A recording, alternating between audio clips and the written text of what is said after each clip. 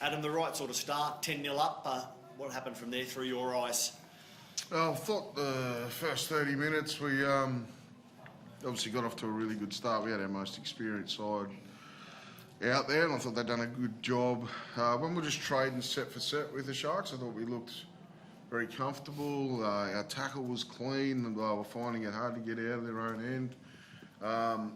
And then I think after they got the first try, then things started to unravel a little bit for us with, being offside off a kick-off. And so they finished the half with a whole heap of possession, which took some energy out of us. And then I thought the second half, we just didn't start with any sort of level of intensity that's required. I thought we were way off the pace. They obviously started hard. They probably got a bit of a rev at half-time, and they started nice and fast, and we didn't match that. It took us a while to try and calm them down. So, that's the lesson moving forward. I'll have a look at some of the personnel that was on during those periods, but we definitely dropped in intensity for sure. How was it for you in the coach's box with your decision made now, Adam? Was it any different, or did you just drop straight back into... Yeah, no different. Same as any other game. You're riding the highs and lows. I don't know if I was carrying on up there or not, but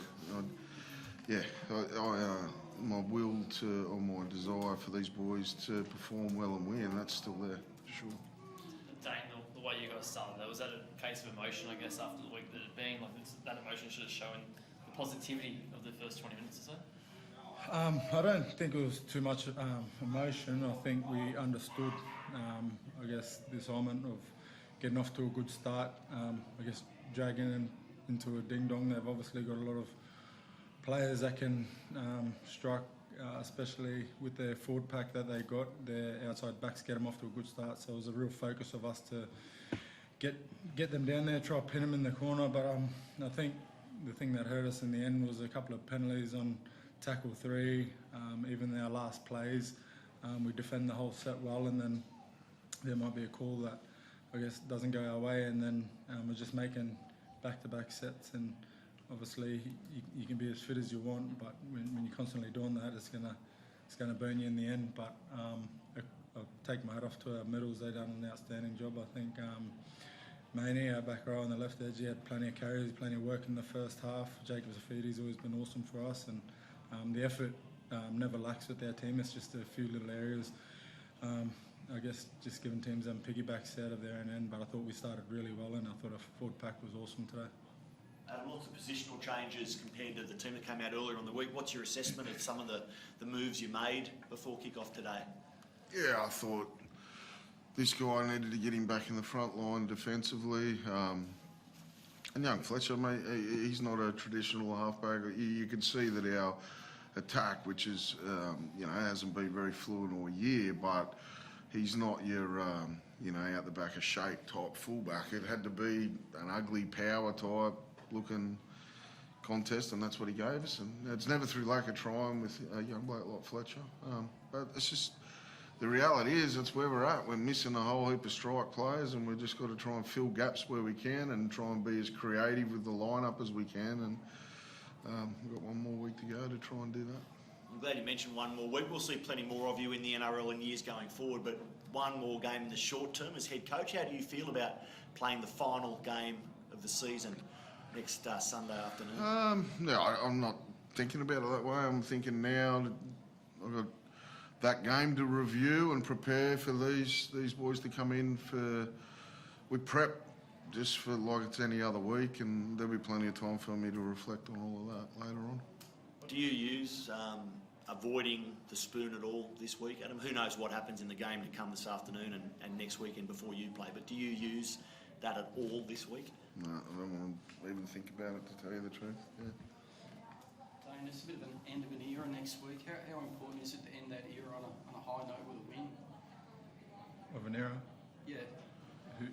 Hey, what do you mean by that? Adam's leaving, it's the end of his era. Oh, yeah. Well, like we said, I think everything he's done is he's always put everyone else before himself, and I guess that's why he's in the position that he's in as a head coach.